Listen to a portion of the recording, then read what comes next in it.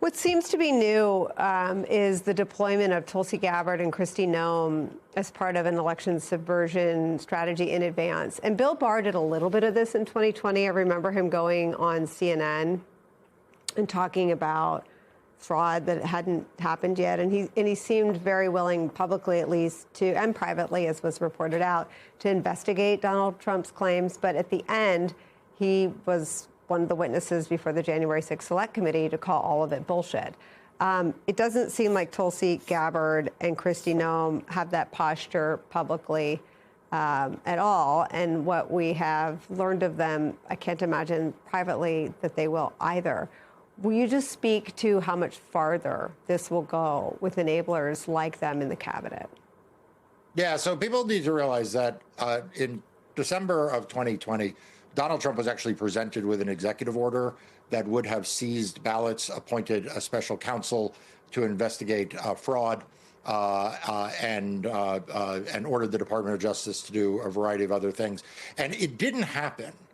We know that from the January 6th committee. But I think that people have sort of, in some sense, cleaned up in their head why it didn't happen. It didn't happen not because Donald Trump didn't want it to happen. It didn't happen because two groups of people said they wouldn't go along. One were, as you point out, people at the Department of Justice. So he ran headlong into opposition from the Department of Justice that would have had to have backed up that executive order and said it was lawful and done other things. But the second, and I think that, you know, it pains me sometimes to give them credit, but it's actually the White House counsel's office, right? Like, it was Donald Trump's first White House counsel's office that was reportedly just saying to the president, like, you cannot do this, and we will resign if you do this. The problem right now is, you know, Pam Bondi's not going to stand in his way, and no one in the White House is going to stand in his way. So now he is looking at a situation in which there is no one who's saying no. And not only do you have, you know, Pam Bondi saying yes, absolutely, but she's finding functionaries in the Department of Justice to do the dirty work. So the search in Georgia was not conducted by the U.S. Attorney's Office in Georgia. It was conducted by the U.S. Attorney's Office from Missouri. And that is them finding who would be willing to take, you know, be willing to do these things. The other big difference is that, you know, I think that Donald Trump actually has come to realize that probably the military is not the place to go to interfere with elections. It's his paramilitary, it's ICE, it's CPB, it's the other federal law enforcement agencies. And he's, through the actions in the states and in Minnesota, he's been able to gauge which ones are willing to go how far in what ways. And so it's a much bigger threat than it was, you know, in 2020. And if I could just add one final point, it's no surprise that the two people Donald Trump has tapped to play the roles that you identified are Kristi Noem and Tulsi Gabbard. Why do I say that? Well, number one, Kristi Noem controls the paramilitary forces. So getting her on board is critically important. And Tulsi Gabbard, what she can do is at the appropriate moment to say, there is this thing that is a threat that involves foreign intelligence that I can't tell you about because it involves foreign intelligence. And if there's one thing we know about the courts is that they're at their most deferential to the executive branch when it comes to things involving foreign affairs and foreign intelligence. So getting her involved now, I think, is greasing the skids for an eventual claim that there is something highly classified that she knows that justifies Kristi Noem's paramilitary forces and tries to tie the hands of federal judges to look behind it. It is the bleakest portrait of something that doesn't have a 0% chance of coming to pass, Alex Wagner. I mean, let's also just think of Kristi Noem's motivations here, right? She was basically shown the exit sign in Minneapolis after the murder of two American citizens on videotape prompted national outcry. And Tom Homan's basically spent the last several weeks trying to clean up her mess. And now Operation Metro Surge is being judged the calamity we always knew it was and being ended, right? She is in the doghouse, which, given her history, is not a good place for Kristi Noem to be because she's under scrutiny for having, she and her boyfriend, Corey Lewandowski, have been jetting her around the country in a private jet. She grossly mismanaged the paramilitary while taking out ads that were not approved by Donald Trump promoting her gross mismanagement of this paramilitary ICE force. She's firing people for not bringing her blankets aboard her private airplanes. crazy diva-like behavior while at the same time subjecting DHS employees who are working in immigration enforcement to polygraph tests. I mean, it is an insane litany of bad behavior, corrupt behavior, and highlights just how stupid and unsavory this person is, right? Donald Trump has been asked multiple times, especially in the wake of Alex Preddy's murder, why Kristi Noem was still head of DHS. She is on thin ice with him. And what is the best way to get back in the good graces of Donald Trump? Promote 2020 elections, promote paranoid, fraudulent theories about the 2020 election, and assist him in his business of trying to steal potentially the 2026 election and manipulate the 2028 election. And that's, I think, in large part why you see her in Arizona today making the case for the SAVE Act, which, in addition to disenfranchising disproportionately low-income and voters of color, also targets married women, white voters, military voters, and seniors 65 and older. 1 in 3 white people voted by mail in the 2024 election. I'm going to guess that some of those white people voted MAGA.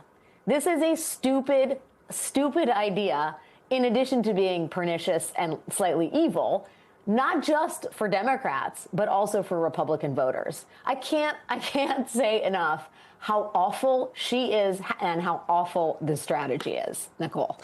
Well, Alex, I want to just share with our audience where you get some of your anecdotal evidence to support those claims. It's from the Wall Street Journal, a story whose headline is, quote, "A pilot fired over Kristi Noem's missing blanket and the constant chaos inside DHS." Quote, "Within DHS, Noem and Lewandowski have cut employees or put them on administrative leave. The pair have fired or demoted roughly 80% of the career ICE field leadership that was in place when they started. In the blanket incident, Noem had to switch planes after a maintenance issue was discovered, but her blanket wasn't moved to the second plane, according to the people familiar with the incident. The Coast Guard pilot was initially fired and told to take a commercial flight home when they reached their destination. They eventually reinstated the pilot because no one else was available to fly them." The DHS spokeswoman didn't address the episode, but said the secretary has made personal decisions to deliver excellence. I mean, someone send this woman a Snuggie. You know those infomercials of like the wearable blankets? Like, I want to send Kristi Noem like a year's supply of Snuggies to stash on all of her jets. This is like bat bleep crazy grifting. Like, I feel like the rules until now, Alex, have been that only daddy gets to grift. Like, only Trump gets jets and jewels and stuff. Maybe his kids. But, like, does Kristi Noem get to, like, fire people because they didn't move her Snuggie? Right. And also have DHS buy a $70 million 737 private jet for her and Lewandowski. Both of them are married, Nicole. Just a little side note for this family values party, this Republican Party. And the piece, which is essential reading, you know, in that libelous left-wing rag, the Wall Street Journal, the piece ends detailing the ways in which Corey Lewandowski has been trying to procure a badge and a gun. A federally authorized official DHS badge and gun. This man has first of all, he has overstayed his welcome as a special employee, a special government employee, to the degree that the White House counsel's office was looking into Corey Lewandowski and whether he should still even be assisting Kristi Noem in her dirty work. And now the guy's trying to get a gun and a badge. I guess the shiny toys, daddy gets them, but so do some of his favorite friends. I don't even know what to call them. But yeah, that's what's happening. Corey with a gun. I mean, dog owners everywhere should be very scared. Rev, you know Trump. I mean, Trump likes special rules for himself, right? That's where I could shoot someone on Fifth Avenue and my voters wouldn't mind. Trump traditionally hasn't liked heinous press coverage, horrific examples of grifting, public tantrums from the people who work for him. Why do you think she's still there? I think that she's still there because she knows, in my judgment, how to play on Trump's insecurities.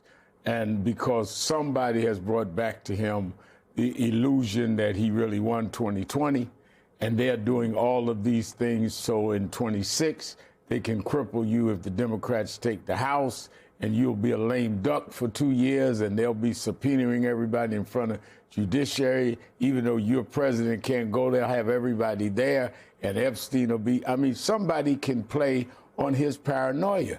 you have to remember, they're talking about how they see all of these people coming from abroad being brought in here illegally to vote against them. But then why did they win last year if that happened? He's talking like Trump's he did. won two of the last three elections. Won, like, what are we talking about? He won the election. So did they come in here to vote for you? I mean, what are you talking about? Did they leave? I mean, what is he talking about? And somebody should sit in the Oval Office and say, Papa, you won. What are we talking about? You're not, this is not 20 where you're trying to prove they stole it. If there was any stealing, we did the stealing because we're home. We're in the Oval Office. So I think they're playing on his insecurities, playing on his ego, playing on whatever it is that's driving him crazy about the Epstein thing, and he's letting them just run amok with this. Don't forget, this is not a new concept because they started a few years ago with this voter ID thing, and in Louisiana, in Texas, and many of us in the civil rights community had to fight back, and it was like 0.0003% fraud. Now they've recreated it as an immigration issue, and he went up in the Latino vote last year if you're talking about Mexicans. So I think that they're playing on him and they know how to play him because of his insecurities and his ego.